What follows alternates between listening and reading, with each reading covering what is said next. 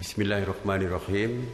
Assalamualaikum warahmatullahi wabarakatuh dan salam sejahtera kepada seluruh rakyat Malaysia yang dikasihi sekalian. Hari ini 16 Mei merupakan Hari Guru. Setiap tahun kita seluruh rakyat Malaysia merayakan tarikh keramat ini yang amat besar maknanya kepada semua rakyat kita yang bergelar guru. Namun tahun ini suasana sambutan Hari Guru jauh berbeza berbanding dengan tahun-tahun sebelumnya. Hari Guru tahun ini kita sambut dalam keadaan negara sedang menangani pandemik wabak COVID-19. Justru walaupun mungkin tiada sambutan besar-besaran, tetapi jasa guru tetap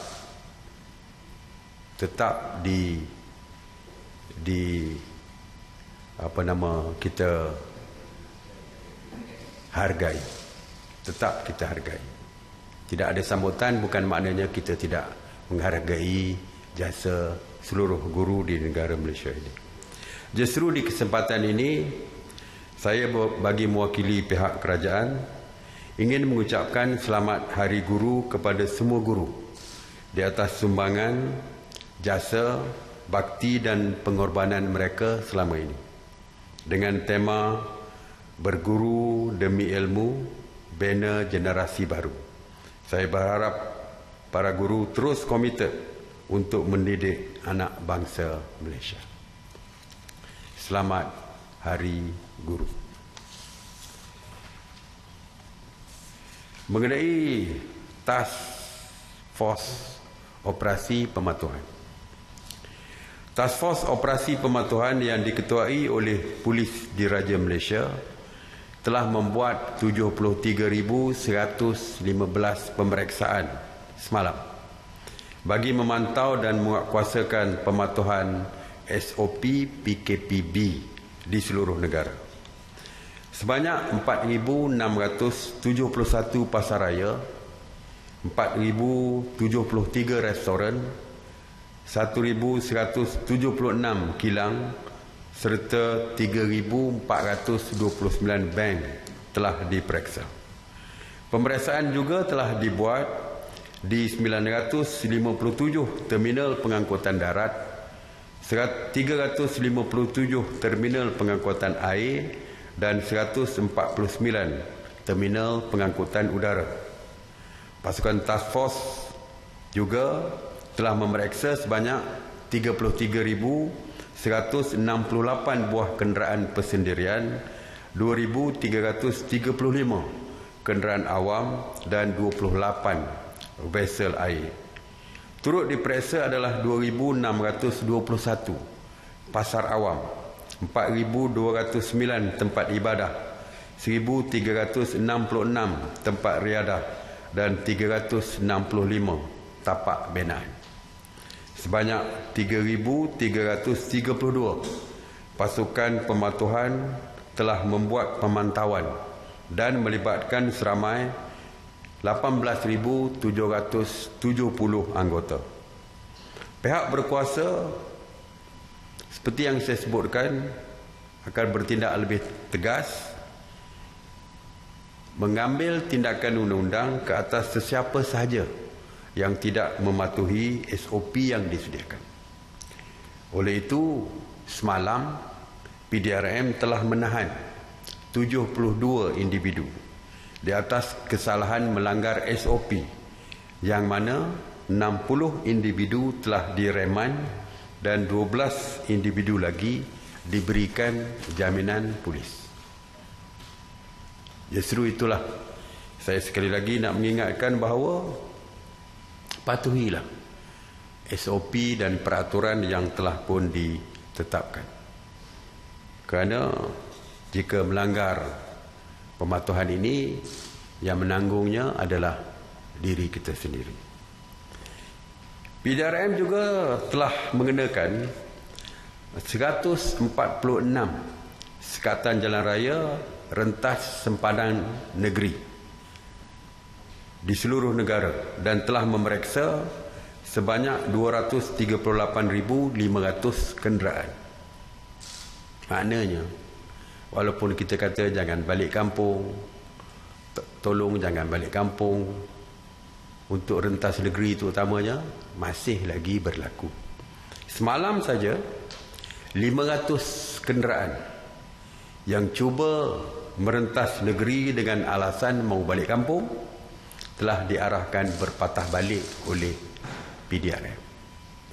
Jadi saya nak ingatkan bahawa Sekatan Jalan Raya telah pun bermula dan tindakan telah diambil. Sejak semalam masih lagi pihak PDRM menggunakan budi bicara dan menasihat serta memberi amaran juga, walaupun sudah ada yang dikenakan tindakan kerana melanggar SOP, yang balik kampung diarahkan berpatah balik. Tetapi mesyuarat pada hari ini memutuskan bahawa tindakan compound boleh dimulakan oleh pihak polis. Jadi saya haraplah tak perlulah sampai compound. Duit bayar compound tu mungkin boleh digunakan untuk perkara-perkara yang lain. Jadi yang pentingnya untuk mengelakkan diri daripada di compound dan sebagainya, patuh kepada setiap arahan yang dikeluarkan oleh kerajaan. Mengenai kawalan sempadan negara, kerajaan sentiasa memandang serius tentang percubaan beberapa pihak untuk membolusi sempadan negara, terutamanya melalui lorong-lorong tikus, darat ataupun laut. Sehingga 15 Mei 2020, agensi kerajaan yang diberikan tanggungjawab untuk mengatasi kawasan mengawal dan mengawasi kawasan sempadan seperti Angkatan Tentera Malaysia, PDRM, Agensi Kawalan Sempadan, Jabatan Imigresen Malaysia dan Agensi Penguatkuasa Maritim Malaysia telah berjaya menangkap 1,408 pendatang tanpa izin ataupun parti yang cuba memasuki negara ini secara haram melalui lorong-lorong tikus, laut dan darat. Pihak berkuasa juga telah pun mengenal pasti tekong-tekong yang terlibat dalam percubaan membawa masuk parti ini melalui lorong-lorong tikus ini, dan sehingga kini 14 tekong-tekong tersebut telah pun ditangkap oleh pihak berkuasa. Kepada rakyat, yakinlah bahawa kerajaan akan terus memantau dan memperketatkan kawalan di sempadan darat dan laut, terutamanya di lorong-lorong tikus, bagi menyekat kemasukan parti ini, bagi memastikan kedaulatan negara kita terus terpelihara. Mengenai sanitasi awam, di bawah kawal selia KPKT sejak 30 Mac 2020 telah melakukan 6,405 operasi sanitasi, termasuk di 76 zon kuning dan merah, dan sebanyak 10,057 premis kerajaan, premis perniagaan dan kawasan awam telah disanitasi. Semalam sebanyak 97 operasi sanitasi yang meliputi di 38 zon merah dan zon kuning di 12 negara, di 12 buah negeri, termasuk 35 operasi di Johor, 18 operasi di Sarawak dan 16 operasi di Sabah. Sehingga untuk pengurusan pusat kuarantin, sehingga jam 8 pagi hari ini, sebanyak 232 pusat kuarantin telah beroperasi berbanding 231 pada hari sebelumnya, yang mana 14,219 individu telah sedang menjalani proses kuarantin wajib. Semalam, seramai 975 rakyat Malaysia telah pulang ke tanah air dan telah pun dikuarantin secara wajib. Seramai 36,170 rakyat Malaysia yang pulang dari luar negara telah dikuarantin sejak 3 April 2020 dan sehingga hari ini seramai 28,330 individu telah selesai menjalani kuarantin wajib dan telah pun dibenarkan pulang. Saya ingin memberikan makluman tentang solat Jumaat semalam. Semalam saya janji akan mendapatkan laporan daripada Menteri Hal Ehwal Agama, dan hari ini Menteri Hal Ehwal Agama membentangkan kepada mesyuarat mengenai dapatan mereka tentang solat Jumaat semalam. Seperti kita tahu, mulai semalam kebenaran telah diberikan kepada pelaksanaan solat Jumaat, solat berjemaah, solat sunat tarawih serta solat sunat Aidilfitri di masjid dan surau di zon hijau di wilayah persekutuan. Kebenaran ini berdasarkan kepada keputusan mesyuarat khas Jawatankuasa Perundingan Hukum Syarak Wilayah Persekutuan pada 14 Mei 2020 dan mendapat perkenan ke bawah Duli Yang Maha Mulia Seri Paduka Baginda Yang di-Pertuan Agong. Seperti saya sebutkan tadi bahawa pagi ini Menteri Hal Ehwal Agama Yang Berhormat Datuk Zulkifli Muhammad Al-Bakri melaporkan bahawa sebanyak 25 masjid dan 30 buah surau Jumaat telah melaksanakan solat Jumaat semalam. Secara keseluruhannya, hampir kesemua masjid dan surau telah pun mematuhi SOP yang ditetapkan, seperti menghadkan bilangan jemaah yang tidak melebihi 30 orang. Yang keduanya, pemakaian topeng muka dan juga penggunaan hand sanitizer. Begitu juga dengan penjarakan sosial. Bila masjid ditandakan tempat bersolat tersebut, pemeriksaan suhu badan dan juga pendaftaran kehadiran. Walaupun semalam terdapat isu, bukan isu jemaah, tetapi isu pengamal media yang datang terlalu ramai, berhimpit-himpit dan jelas tidak mengamalkan penjarakan sosial. Justru saya memohonlah kepada pengamal media, jika ingin membuat laporan berita sekalipun, tolong patuhi setiap SOP yang dikeluarkan, termasuklah penjarakan sosial dilakukan. Semalam juga ada dilaporkan bahawa terdapat sebuah masjid di luar daripada wilayah persekutuan yang mana terdapat jemaah yang tidak dibenarkan masuk ke masjid bersembahyang di luar masjid. Seperti yang saya sebutkan bahawa SOP telah dikeluarkan. Jadi saya harap mereka yang tidak tersenarai dalam nama-nama yang dikeluarkan oleh masjid itu tidak perlulah pergi ke masjid untuk bersembahyang di luar masjid dan sebagainya.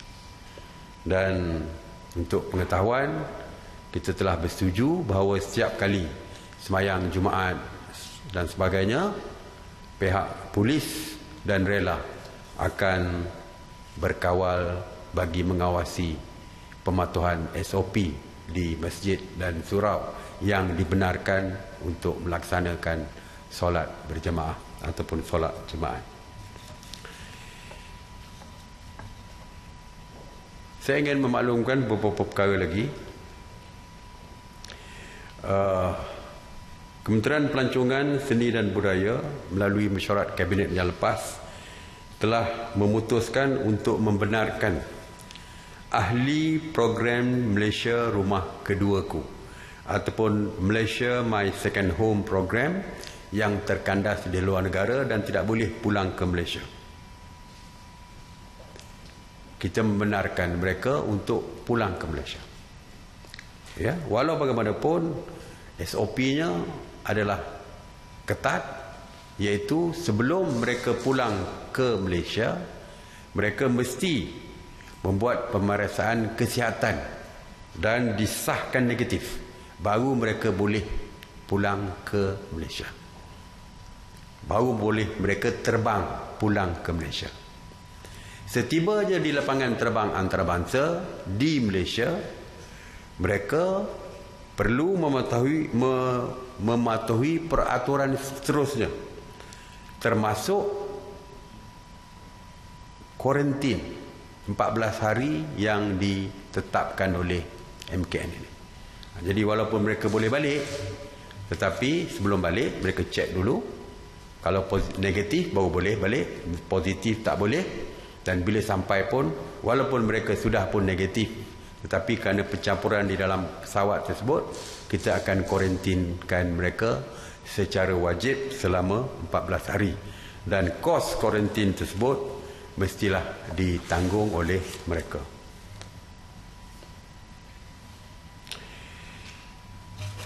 Mesyuarat khas Menteri-Menteri pada hari ini mendengar rayuan daripada Kementerian Pelancongan, Seni dan Budaya untuk mereka pejabat-pejabat agensi pelancongan beroperasi. Oleh itu kita bersetuju untuk membenarkan pejabat agensi pelancongan beroperasi, tetapi adalah untuk urusan pentadbiran, keuangan, pengurusan penjualan dan sebagainya. Dan mereka juga boleh menyediakan pakej-pakej pelancongan sebagai persediaan. Bukan boleh digunakan sekarang, sebagai persediaan, iaitu apabila kerajaan membenarkan aktiviti pelancongan, maka mereka bolehlah menggunakan pakej-pakej pelancongan yang mereka sediakan. Jadi tidak setakat hari ini aktiviti pelancongan masih di dalam senarai terlarang ataupun negative list. Cuma mereka sediakan untuk masa depan jika agensi pelancongan dibenarkan. Jadi kita benarkan mereka buka ofis seperti pejabat-pejabat kerajaan, pejabat-pejabat swasta yang lain. Semalam terdapat aduan mengenai caj tambang feri di Langkawi, sama ada dari Pulau Langkawi ke Kuala Kedah ataupun Pulau Langkawi ke Kuala Perlis, yang dinaikkan tambang sebanyak RM10. Mesyuarat telah membuat keputusan bahawa kita tidak membenarkan pengangkutan awam menaikkan caj tambang pada waktu ini. Tak kiralah feri, bas, apa saja. Kerana pertimbangan kita ialah harga minyak sudah pun turun ke tahap yang sangat rendah ketika ini. Biasanya kalau harga minyak naik, tambang naik. Tapi bila minyak turun, tambang tak turun-turun juga.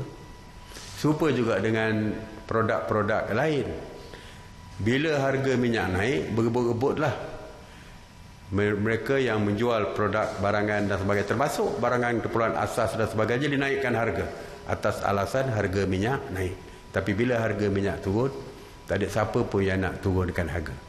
Jadi sebab itulah, mengambil pertimbangan inilah kita mengatakan bahawa kita faham mereka terpaksa membawa penumpang separuh kapasiti daripada biasa, tetapi kerugian mereka itu boleh ditampung dengan harga minyak yang rendah ketika ini.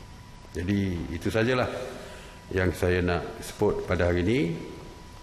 Dan sekali lagi lah, saya lihat kepada trend minat nak balik kampung tu, maknanya masih ramai yang seolah-olah tidak berminat untuk mematuhi SOP yang disediakan. Hari Raya kita dah sebutkan 20 orang satu hari, satu rumah untuk raya pertama. Kalau ramai keluarga yang daripada luar balik, walaupun bukan interstate, tetapi tentu sajalah akan melebihi daripada 20 orang. Sebab itulah saya katakan bahawa tanggungjawab untuk menjaga keselamatan diri bergantung kepada diri. Semalam kita terbaca di dalam media bahawa 7 sekeluarga di Solo, Indonesia menjadi positif kesemuanya, termasuk kanak-kanak yang berumur 2 tahun selepas mereka menunaikan solat tarawih. Maknanya kita dibenarkan untuk bersolat dan sebagainya di masjid, di surau, dan boleh balik kampung 20 orang satu rumah. Tapi seperti saya kata, virus COVID-19 ini berada di mana-mana di sekitar kita. Kita tak tahu siapa yang menjadi carrier sebenarnya, yang menjadi pembawa.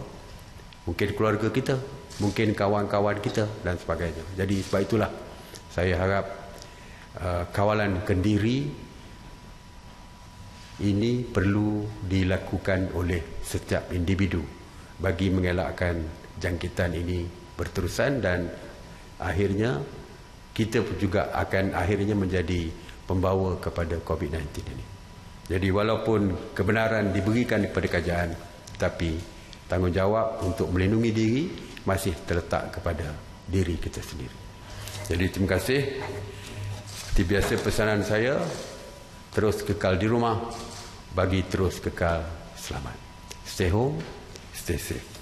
Terima kasih. Saya buka kepada soalan. Saya Rosmalis dari Bernama. Saya nak tanya mengenai MTUC yang meminta kerajaan mewujudkan prosedur yang jelas untuk ujian COVID secara berkala ke atas pekerja asing dan tempatan, termasuk pihak bertanggungjawab menanggung kos ujian. Katanya ujian one-off tidak akan memberi jaminan sesuatu tempat kerja bebas daripada COVID. Dan yang kedua, mengenai isu pengamal media yang Datuk Seri sebutkan tadi, adakah perlu wujud SOP untuk pihak penganjur? Sebab contohnya menghadkan liputan kepada setengah organisasi media saja bagi mengelakkan terlalu ramai yang hadir, atau penganjur menetapkan ruang yang lebih luas untuk petugas media, kerana ada penganjur yang menetapkan ruang sempit yang menyukarkan social distancing. Okey. Kita akan berbincang dengan pihak penganjur lah kalau macam tu. Ya, pasal mungkin media pun tak tahu tempat itu sempit atau tidak. Tetapi saya rasa pengamal media pun tahu tentang basic SOP seperti penjarakan sosial. Jadi kalau dah nampak kawasan itu sempit, saya percaya tak perlu masuk lagi. Ya, kerana membahayakan kepada diri sendiri. Jadi walaupun mungkin saya setuju supaya penganjur mana-mana program kalau nak panggil pengawal media, mereka mesti menyediakan tempat yang bertanda kepada setiap pegawai media. Dan jika didapati kawasan itu terlalu sempit, maka mereka pun boleh menghadkan jumlah media yang boleh hadir di sesuatu tempat. InsyaAllah kita perlu berbincang. Kita arahkan supaya setiap penganjur membuat SOP khusus untuk pengamal media. Mengenai SOP tentang saringan kesihatan tadi di kalangan pekerja-pekerja. Sebenarnya setakat ini yang kita mewajibkan untuk membuat saringan adalah dua saja. Dua saja yang kita wajibkan secara kesemua, iaitu projek binaan dan juga pengawal keselamatan. Ini kerana terdapat kes COVID positif yang berlaku di kalangan mereka. Itu bukan kesemua, tetapi pekerja warga asing saja. Pekerja warga asing saja. Dan itu pun di kawasan merah di Kuala Lumpur dan wilayah. Kerana Kuala Lumpur dan Selangor, wilayah Persekutuan dan Selangor. Kerana ini masih dianggap sebagai, walaupun tidak sepenuhnya merah, tapi mereka berada di dalam kawasan merah yang pergerakan mereka di dalam kawasan ini masih bebas. Jadi sebab itulah, oleh kerana timbul dua kes yang melibatkan warga asing di sektor binaan dan sektor pengawal keselamatan ini, maka kita wajibkan mereka membuat ujian kesihatan, iaitu swab test. Swab test ini akan ditanggung oleh, sebahagiannya ditanggung oleh Perkeso, kerana 60% daripada pekerja warga asing ini mereka mencarum kepada perkeso, dan yang keduanya ditanggung oleh majikan sendiri.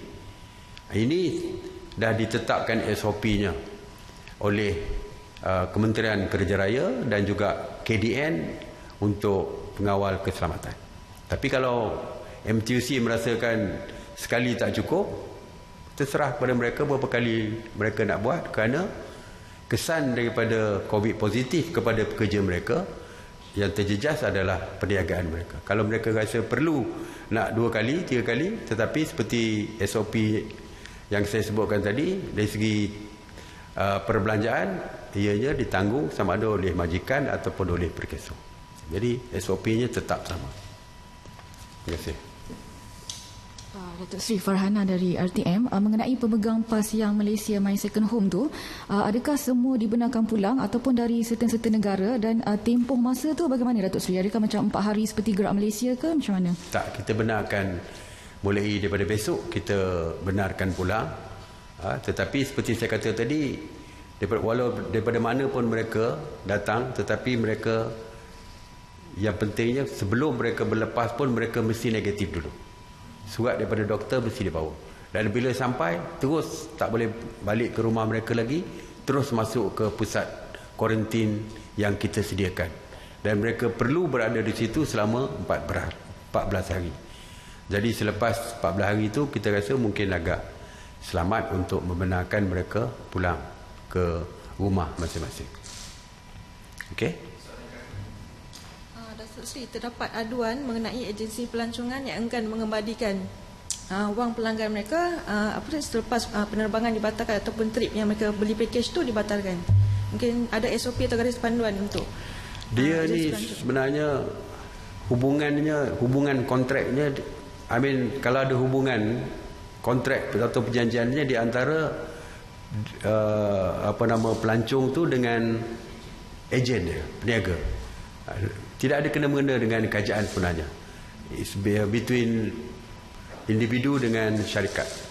Tetapi dari segi kemanusiaannya, sepatutnya mereka perlu pulangkan wang tersebut, kerana mereka bukan membatalkan atas kehendak mereka, tetapi terbatal kerana mereka tidak boleh keluar negara, kerana polisi yang kita tetapkan, iaitu rakyat kita tidak dibenarkan keluar negara. Kalau yang nak fly keluar negara lah. Walaupun saya harap mereka dapat berbincang, kerana seperti saya kata tadi, hubungan antara peniaga dengan customer mereka. Jadi saya harap mereka perlu berbincang dengan agensi penerbangan mereka, agensi pelancongan tersebut. Mungkin boleh mereka kalau tak boleh terbang, tak pulang duit sekalipun, mungkin mereka boleh terbang di waktu-waktu akan datang. Mungkin package pelancongan itu boleh di carry forward supaya mereka tidak rugi, dan agensi pelancongan itu juga tidak rugi. Walaupun saya dah cakap dengan Yang Berhormat Menteri Pelancongan sebentar tadi, kita minta supaya Kementerian Pelancongan boleh membantu mereka yang tidak dapat wang kembali apabila perjalanan mereka dibatalkan akibat daripada PKP. Ada lagi? Okey, terima kasih. Assalamualaikum warahmatullahi wabarakatuh.